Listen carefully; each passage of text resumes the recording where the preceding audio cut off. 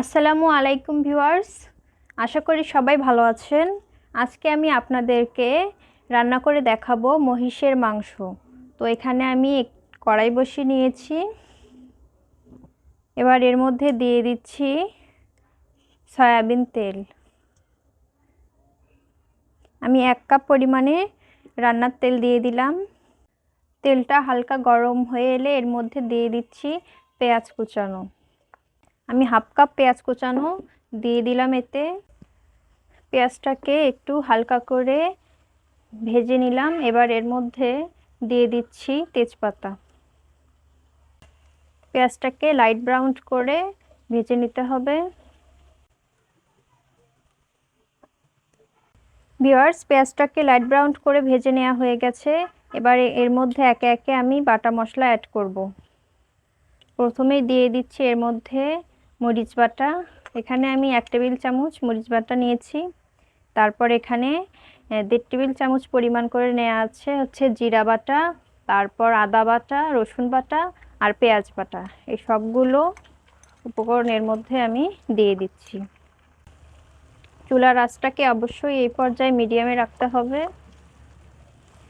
আর এই মশলাগুলোকে ততক্ষণ পর্যন্ত ভাজতে হবে যতক্ষণ না এর কাঁচা গন্ধ দূর হয়ে যাচ্ছে। খুব ভালো করে এই কাঁচা মশলাটাকে ভুনে নিতে হবে। মশলাটাকে খুব ভালো করে আমি ভুনে নিয়েছি। তো এই পর্যায়ে আমি এর মধ্যে দিয়ে দিচ্ছি 1 টেবিল চামচ গরম মশলার গুঁড়া আর দিয়ে দিচ্ছি 1.5 চা চামচ হলুদ গুঁড়া। গুঁড়ো মশলাটা যাতে পুড়ে না যায় তার জন্য আমি এখানে কিছুটা পানি অ্যাড করে দিচ্ছি।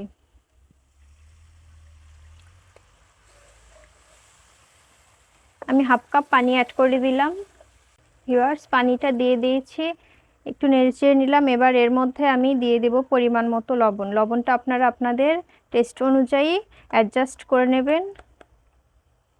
লবণটা দিয়ে একটু নেড়েচেড়ে মিশিয়ে নিচ্ছি। ব্যাস, এবার 2 মিনিটের জন্য ঢাকনা দিয়ে ঢেকে দিচ্ছি। ফিরে এলাম 2 মিনিট পর। ঢাকনাটা তুলে নিচ্ছি। দেখুন মশলাটা থেকে কত সুন্দর তেল ছেড়ে দিয়েছে। আমার মশলাটা খুব ভালো করে কষানো হয়ে গেছে। এবার এর মধ্যে আমি মাংসটাকে অ্যাড করব এখন।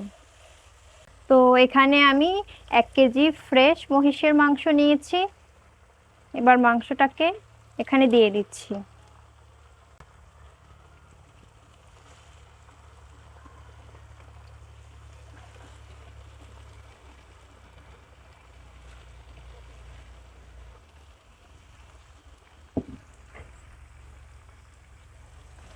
এবার মশলাটার সাথে মাংসটাকে খুব ভালো করে মিক্স করে নিতে হবে।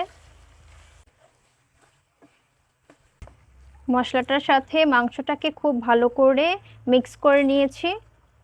এবার আমি ঢাকনা দিয়ে দিচ্ছি।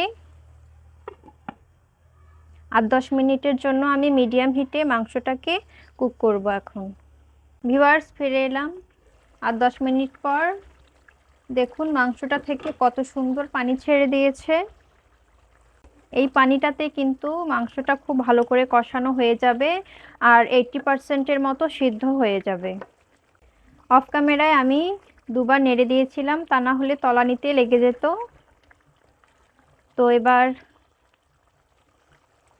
পানিটা একদম শুকিয়ে যাওয়া পর্যন্ত ঢাকনা দিয়ে ঢেকে দিচ্ছি আরও 7-8 মিনিটের জন্য। তো ভিউয়ার্স, ফিরে এলাম আরও 7 থেকে 8 মিনিট পর। দেখুন মাংসটা থেকে কত সুন্দর তেল ছেড়ে দিয়েছে। তো এতে বুঝতে হবে যে মাংসটা আমার পারফেক্টভাবে কষানো হয়ে গেছে আর 80%-এর মতন মাংসটা সিদ্ধ কিন্তু হয়ে গেছে। ব্যাস, এই পর্যায়ে আমি এর মধ্যে দিয়ে দিচ্ছি গরম ঝোল। অবশ্যই এই পর্যায়ে গরম পানিটা অ্যাড করতে হবে, তা না হলে মাংসের টেস্টটা কিন্তু ভালো আসবে না। আমি প্রায় 2 কাপ মতন পানি দিয়ে দিলাম। আপনাদের কম বেশি লাগতে পারে, আপনারা কে কেমন ঝোল খেতে পছন্দ করেন সে অনুযায়ী দিয়ে নেবেন। এবার ঢাকনা দিয়ে ঢেকে আমি হাই হিটে 10-12 মিনিট মাংসটাকে কুক করব। ফিরে এলাম 12 মিনিট পর। ঝোলটা প্রায় টেনে এসেছে। এই পর্যায়ে এর মধ্যে আমি দিয়ে দিচ্ছি ভাজা জিরার গুঁড়া। অবশ্যই এই পর্যায়ে আপনারা ভাজা জিরার গুঁড়াটা দেবেন, এতে করে রান্নার টেস্ট আর ফ্লেভার দুটোই কিন্তু বেড়ে যাবে। আমি এখানে 1 চা চামচ পরিমাণ ভাজা জিরার গুঁড়া দিয়ে দিলাম। আমার রান্নাটা প্রায় হয়ে এসেছে। এবার চুলার আঁচটাকে একদম লো করে দিয়ে আমি মাংসটাকে 5-6 মিনিটের জন্য দমে রেখে দেব। ফিরে এলাম 5-6 মিনিট পর। মাংসটাকে লো হিটে আমি দমে রেখেছিলাম আর গ্যাসটাকে অফ করে দিয়েছি।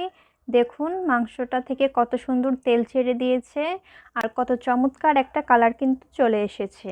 তো আমার মাংস রান্নাটা অলমোস্ট ডান।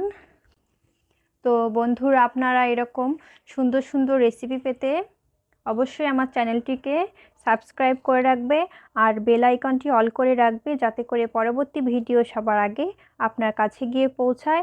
আর অবশ্যই কিন্তু আমাকে কমেন্ট করে জানাবে যে রেসিপিটি কেমন হয়েছে, কেমন লেগেছে আপনাদের কাছে। তো আজ এ পর্যন্তই। ভালো থাকুন সবাই। এবার আমি আপনাদেরকে এটি পরিবেশন করে দেখাচ্ছি।